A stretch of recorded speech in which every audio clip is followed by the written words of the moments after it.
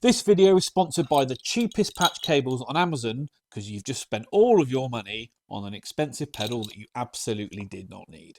Good morning guys, I'm Chris and welcome back to this week's episode of Rift Amps. I'm actually in a little bit of a bad mood at the moment. Nothing major, but the story of my life for the last, well, since 2019, 2020 really has been part supply issues and everything that goes around that. Prices going up, but you can't get the parts anyway, etc, etc, etc. And last week I had a really good week. Everything went great, loads of sales through the website, lots of orders, all the repairs went really well and smoothly. Every time I rang up a supplier, they had the bits on the shelf ready to go, and it was all going great. Fantastic week. This week, today is currently Thursday, has been the complete opposite. Couple of order cancellations, a couple of quite rude and aggressive customers. Absolutely no need for that. I've had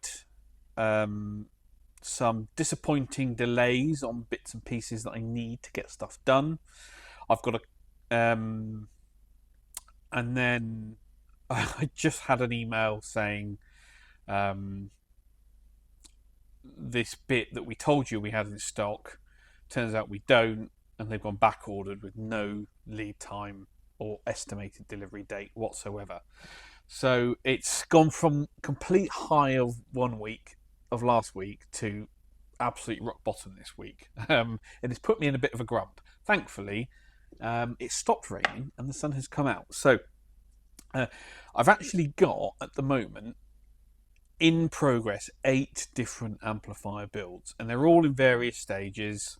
Some of them are waiting on little bits and pieces, some of them are waiting on big parts, and you get to a point where you can't progress any further until you've done that particular job. And I can't do those jobs because those bits haven't come in. Same with the repairs. I did a big valve order a couple of weeks back, and my supplier said, "Yeah, we've got 99% of it ready to go. We're just waiting for a couple of bits to come in, and then we'll ship it all in one go." Shipping costs are quite big at the moment, so you combine stuff as much as you can. And they still haven't turned up, which means I've got 3 repairs that I can't get out the door that are just waiting on valves, which is frustrating. And the thing is, if I go, I could go and order single valves, but then again, you don't get the discount. I mean, discounts on valves isn't good anyway, but it's just one of those. By the time you've added shipping cost on each time, that has to be. I can't really pass that on to the customer, so it's just one of those things getting more and more frustrating. So it just feels like, because I can't sit down and get one job done in one go and really focus on it, I'm doing a little job here and a little job here and a little job here and then back to this and then over to that, and oh look, there's another thing that needs doing. Customer comes through the door, wants something doing, you've got to do that. And I feel like I'm spinning all the plates and working all the time really hard but not making any progress. Does that ever happen to you? Yeah, it's probably not as bad as I make out to be, but I've got 8 builds in various stages on the go at the moment. I've got 6 amps in repair, in various states of repair, that I'm either waiting on bits on or still working through, all that kind of stuff. So I actually found myself this afternoon looking at all the work that I've got on and thinking, I've got nothing to do this afternoon. I can't do that job because I'm waiting on that. I can't do this job because that needs that. I'm waiting on this thing. I've just finished that job, so put that to the side. What am I going to do? I don't want to start a new build because I've already got 8 on the go. I don't want to start another repair because I know the next repair in the queue is going to be really in depth, and I need to be able to focus 100% on it. And I know if I start on that, other bits will happen. I know tomorrow, Friday, I've got 2 customers dropping stuff in. I've got a delivery coming tomorrow, which I need to unpack. So all that sort of thing. So what I decided to do is crack on with a Dexter build. I know I've shown you I'd started one, but it's just a stock build. It's not sold, so it's not a customer order. But at least I could make some good progress on that. So I've cut the FR4 out, drilled it, swaged in the eyelets, and then populated it. And whilst I was doing that, I've decided to optimize it and just make a couple of changes, not tonal changes, but just things like grounding schemes and stuff, as I like to do. You know, my ethos is that every amplifier should be better than the last one. So yeah, I'm just working on the board. So I've got all that in. I'm going to start doing the flying leads and stuff. But yeah, that was the other thing. I've made a slight change to the faceplate design, and so I can't drill the front of the chassis until the new faceplate arrives. Faceplate guy's now on holiday for a week, so I can't do much with that. But anyway, yeah, making progress. Just having a moan, to be honest. Just the way it is. Just having a moan. The other thing that made me laugh was I've just reordered some more of my cloth wire, and it's gone up in price. I've just dropped 450 quid on what used to be about 360, 370 quid's worth of wire. So that hurts a little bit. But as is the thing, that's just the way it goes. So yeah, working on the board. Can't really get anything majorly done, anything satisfying. Although I did ship that amp to Coda actually, yeah. So that is something done. It just feels like, yeah, I'm working on doing loads of work, but not hitting any major milestones. Hopefully next week is better, but yeah. I was almost going to twiddle my thumbs for the afternoon, but there we go. Crazy. Right, back on the Carr Mercury. I'm feeling a little bit silly, to be honest, because I should have spotted this earlier.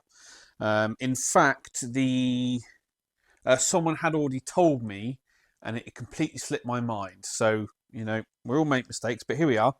So do you remember one of my customers sent through to me, one of my subscribers, sorry, the schematic for the 4 different attenuator positions on the Mercury. And we look at the full power mode. Very simple. There's just the cut switch in circuit.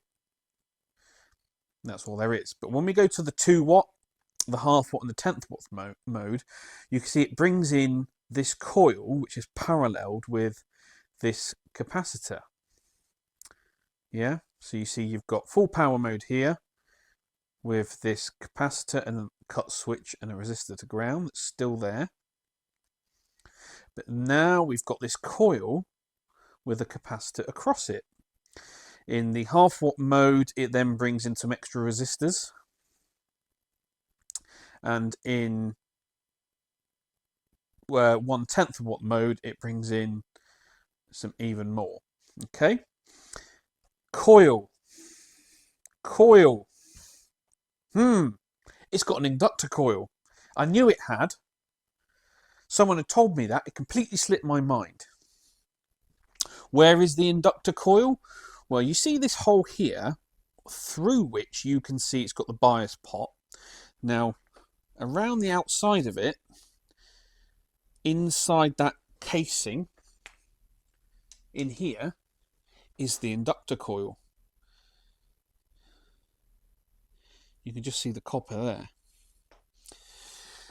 So, why doesn't the attenuator switch work? Well, it does work. It works absolutely fine.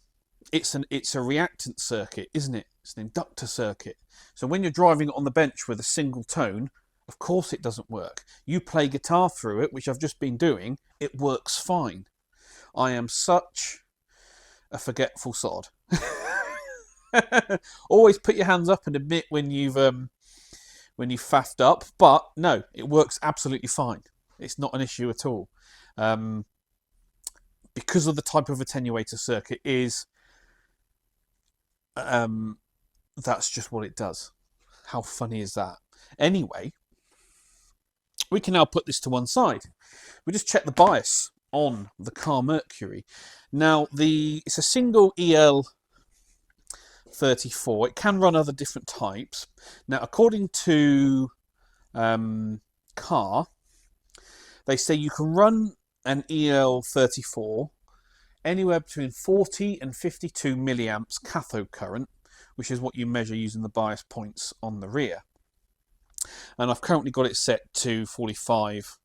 Now, they say 45 is their preferred optimal point, so that's what I've set it to. We've taken our measurements, and we've got anode to cathode voltage 410.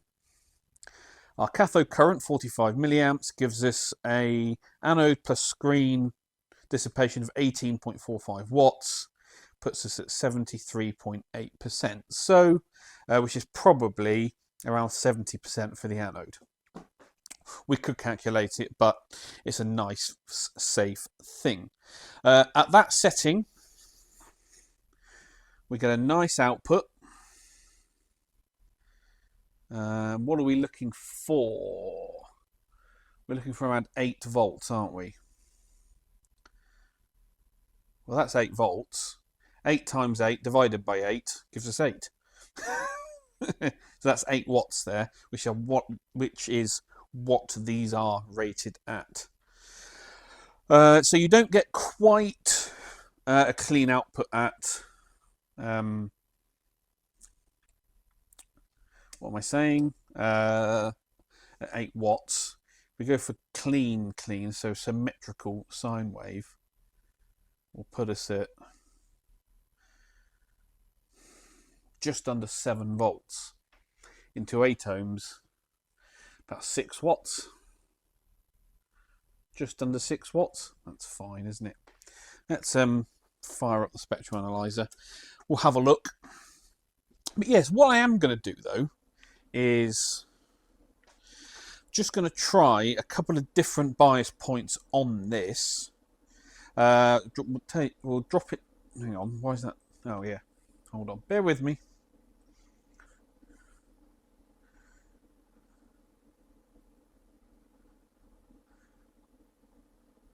So that's 45. There you go, 45. So that's where our measurements were. We'll try it at 40. We'll try it at 52. We'll see what things look like. But spectrum analyzer we'll measure it at 8 volts output. So 8 watts. Tone controls on 0. That's what our harmonic profile looks like. Okay. So without touching anything else,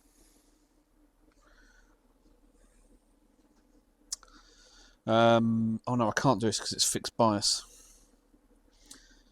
See, now that we're driving the amplifier, the cathode current has increased to 51. Of course it has. That's how fixed bias amplifiers work.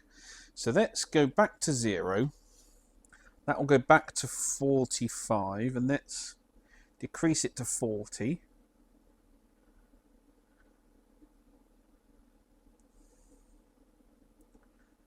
So we're biasing this colder now. Drive the amplifier up. Clips a little bit earlier now, about 6.5 volts. That's our harmonic profile. We're only measuring up to 10 kilohertz here. Okay. Let's go the other way. Let's go all the way up to 52. So now we're going to bias this thing hot, as far as Carr call it anyway. And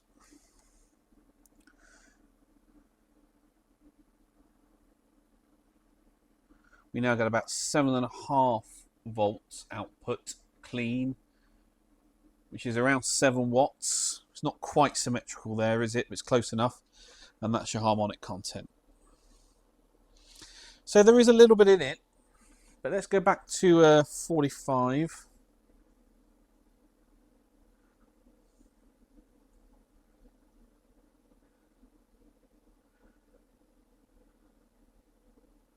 I'm just turning the pot with my finger there.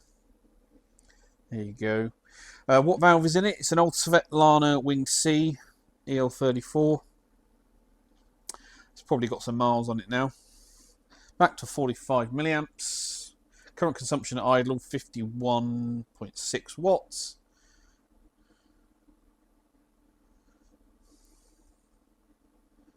Yeah, that's quite nice. That's fine. There's not much in it, to be honest. There's not much to be gained by biasing it hotter, but there is a slight drop if you bias it colder. So I would be tempted to stick with it at 45 at idle, where they recommend.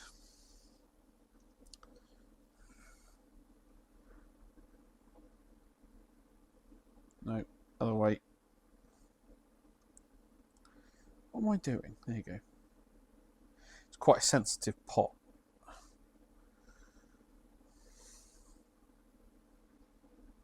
There you go. 45. Let's just do a quick test. Tone controls at noon. Bring up the scope.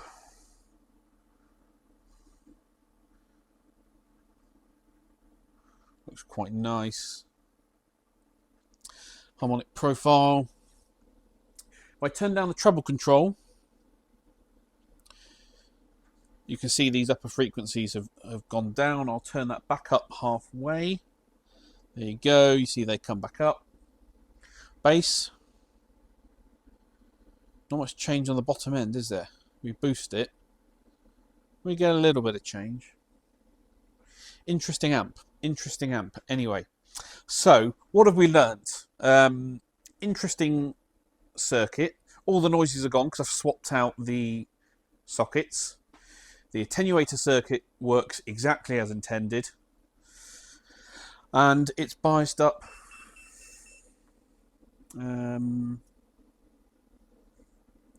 bang on where they want it to be. So we'll just leave this soak testing for a bit. We will stick it back in the cabinet, give it a play test, and we'll call it good.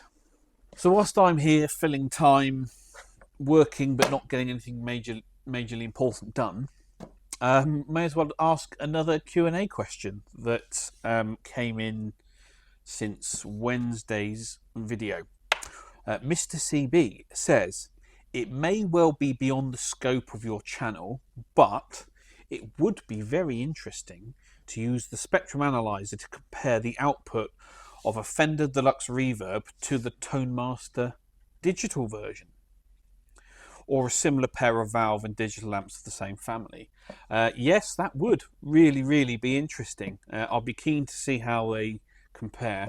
However, I doubt it's going to happen because as far as I'm aware, the Tone Master amps have DNRs on them, do not repairs. I'm not an authorised Fender repair centre, and I think if they fail under warranty, you just get a replacement unit. They don't actually fix it. So one, I'm not going to get one in here for repair or servicing anyway, unless a customer just brings it in to show me. And if he does, we will definitely look at it. But I doubt I'm going to get those through the shop at the same time. So, although, speaking of the Tone Master, have you seen the new Tweed Bassman version? That does look interesting. Whether it sounds interesting or not is up to you, but it does look interesting. But, yeah. Comparing Tone Masters to the valve versions. Do you know what we could do, though? Is we could compare a real amp versus one that's been cloned on like a Kemper or a Captor or something like that, and see, at least on the equipment, how close or how far away apart they are. That's a really good thing. Maybe we'll do that. Maybe I'll get John Nathan Cordy up here and we have a look. Because he's got all sorts of cool modelling stuff, hasn't he? Yeah. Do need to see John actually. Talk about his Dexter. Anyway, yeah, good question. Thanks for asking. The other thing I wanted to show you, because someone did ask, is you see the amplifier is currently off. Is someone asked about all of the harmonics that are generated. Now, because my function generator is a pure tone wave generator, it's only producing that single frequency. There are no harmonics on top. And to prove that, I've just got the oscilloscope connected to the input of the amplifier. So we're measuring directly off the input from the function generator. That's what it looks like. That's our 150 millivolt 1 kilohertz sine wave. And then my spectrum analyzer is analysing that signal. And as you can see, we've just got our single frequency there, our fundamental. See, I've got the marker on it there. Why are you misbehaving? Oh, is this one? There you go. There you go, exactly 1 kilohertz. And there you go, there's nothing else above it. I'll show you all the way up to 25 kilohertz. There's nothing there. So when I show you this, all of the harmonics that are on there are all generated in the amplifier. Okay? They're not generated anywhere else. But there you go. Very, very cool. This is all good now. Really happy with it. Customer can have it back. Well, there are actually always jobs to do and get done. So I've just made a couple more speaker cables for the next builds that are going out. But marking up and drilling the next Ainsley Lister build. So I've got all my markings for the top, but for the control panels, I just use a spare set of faceplates. And I just line them up, use some clamps just to clip them in place.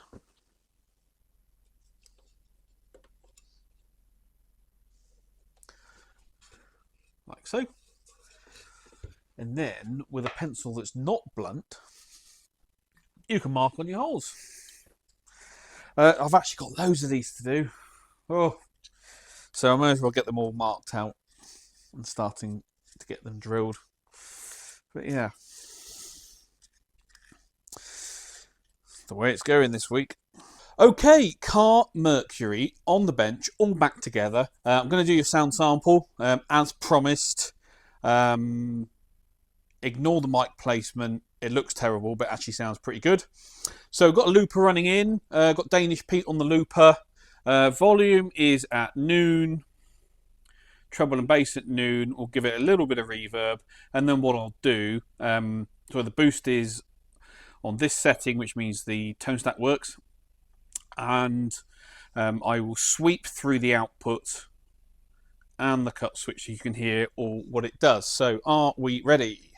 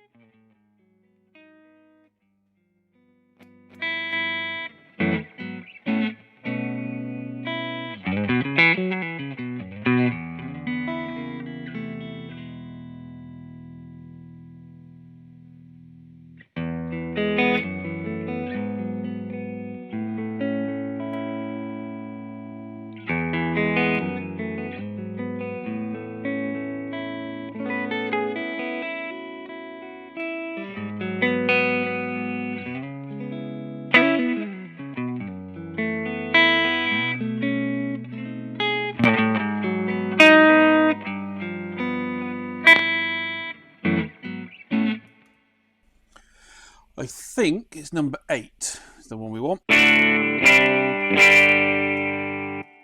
Nope. 10.